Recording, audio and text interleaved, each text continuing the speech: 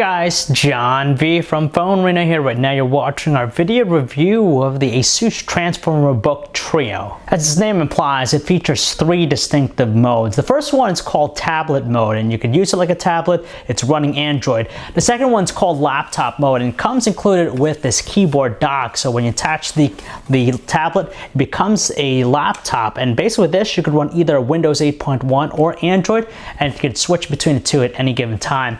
The last mode is called PC station mode, where you could use the keyboard dock separately. So basically connect this to a monitor or a television via HDMI, and from there it becomes like a PC desktop.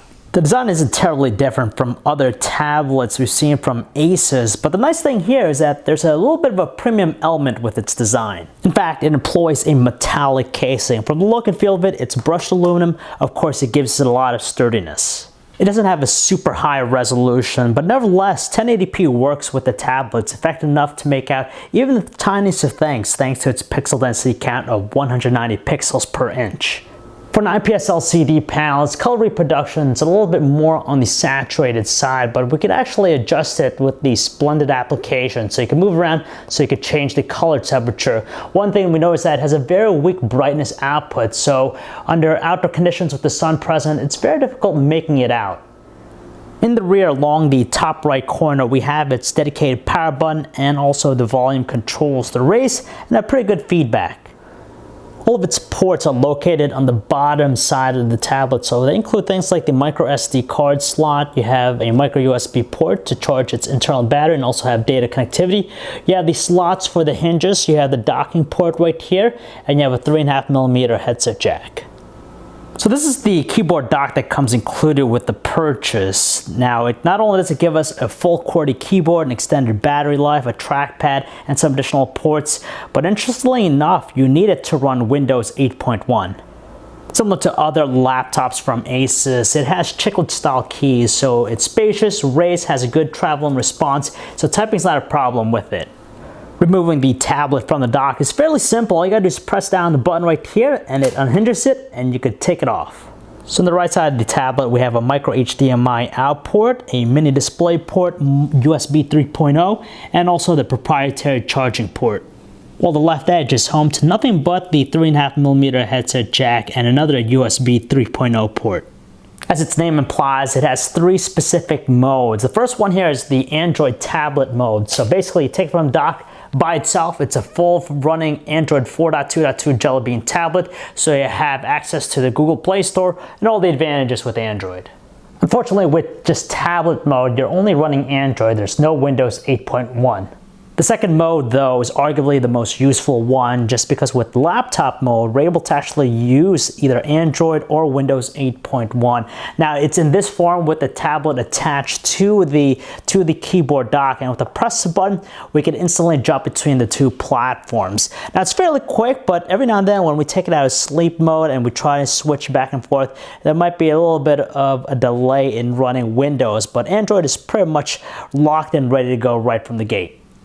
And finally, we have the PC station mode, which is also an interesting one just because you could independently use Android and Windows 8.1 simultaneously. Now, when you detach the tablet, you have the full Android experience running on the tablet, but the keyboard dock itself is actually still powered on. It's housing all the internals to run Windows 8.1, meaning it has the Core i7 processor, the 4th generation one, the 500 gigabytes of hard drive space, and 4 gigabytes of RAM. The tablet is powered by an Intel Atom processor with 2 gigabytes of RAM and features 16 gigabytes of hard drive, but this is still running, so basically we could connect this to a monitor or a television via the micro HDMI output or the mini display port, and essentially turns it into a mini PC of some sort.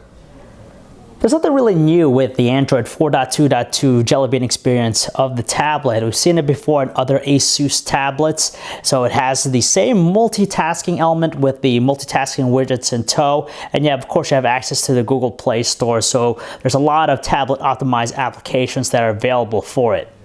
Likewise, we could say the same thing about the Windows experience here, just because it's stock. Now, out of the box, it was running Windows 8, but we managed to update it to Windows 8.1, so there was a little bit of time in downloading and installing it, but it's finally here. And the nice thing about this is that it's a full desktop OS, so you have access to the desktop. You could install legacy software, so for anyone into video editing or photo editing, even word processing, you have the full advantage here, and you have a true multitasking experience with it. Like I said, the Android tablet is running a dual-core Intel Atom processor with 2 GB of RAM. Now, it's effective for basic things like surfing the web, opening up applications, but for more processor-intensive stuff like 3D gaming or even some photo editing, we do notice just some choppiness, general choppiness and sluggishness with its performance. On the flip side, the 4th generation Intel Core i7 processor with 4 GB of RAM with the Windows part is exceptionally fast with its performance. Whether it's simple task, basic, complex, it's able to run in an effective manner with very minimal slowdown. When it comes to playing music, we have just the stock options with both. So that means it's the Google Play Music application with Android. And on the flip side with Windows, you're going to have the Xbox Music Hub for that.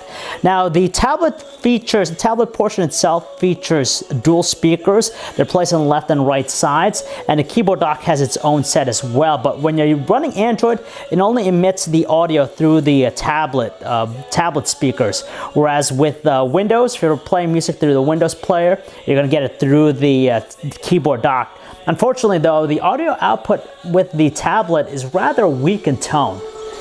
High definition videos play flawlessly, but between the two, you're gonna get more codec support with the Windows side, just because with the Android experience, it only supports MPEG-4 and H.264 out of the box. If you're going to be shooting a lot of photos, you want to stick with the Android camera app just because it features a lot more manual controls and shooting modes such as HDR and even panoramic. Just because with the Windows 8.1 camera app, it only allows us to use the front-facing camera. Now, the camera is positioned in an awkward place here with the tablet. It's at the bottom left corner, so whenever we're holding it, we tend to cover it up with our pinky. The quality from its rear camera isn't that bad at all. It's definitely tolerable. Now, the best results are produced outdoors where there's plenty of sun. You're gonna get some average looking details. The colors sometimes tend to look a little bit on the bland side, but under indoor conditions where artificial lighting is present, you see a little bit more saturation. Under lower lighting conditions, we see a dip in details, of course, softer tones, and more noise in the shots. At the same time, it records some decent looking 1080p videos. It captures smoothly at 29 frames per second. Details are average looking. The exposure adjustment on the fly is gradual and mostly clear audio. The thing that we notice the most is that it lacks continuous autofocus, which means that we gotta constantly tap the screen to adjust it. Battery life is just utterly disappointing with the tablet. Now, we use it only with Android, so tablet mode, not relying on the keyboard dock for any additional juice. We ran our custom battery benchmark test, and with that, it barely got close to 3 hours of usage from a full charge, which is below average compared to its rivals. Now, if you use the keyboard dock, it's rated to provide an additional 8 hours of juice. It begs the question, who really needs this? It's an all-in-one device. You have a laptop, tablet, a mini desktop of sorts. So if you're a heavy user, a power user, or someone who likes to work on a lot of productivity software on the road, this is the ideal device for you. However, with its retail cost of $1,500, it's pretty expensive, and our particular unit has that Intel Core i7 processor with 4 GB of RAM, the 500 GB hard drive, and a tablet sports the Intel Atom processor with 2 GB of RAM and 16 GB of storage. The cost itself is a big issue, and when you think about it, you could probably still spend less money picking up a separate Android tablet and a reasonably spec'd Windows 8 laptop. So if you guys want to learn more about the Asus Transformer Book Trio, you can check out our website, phonearena.com. It's John V. Thanks for watching.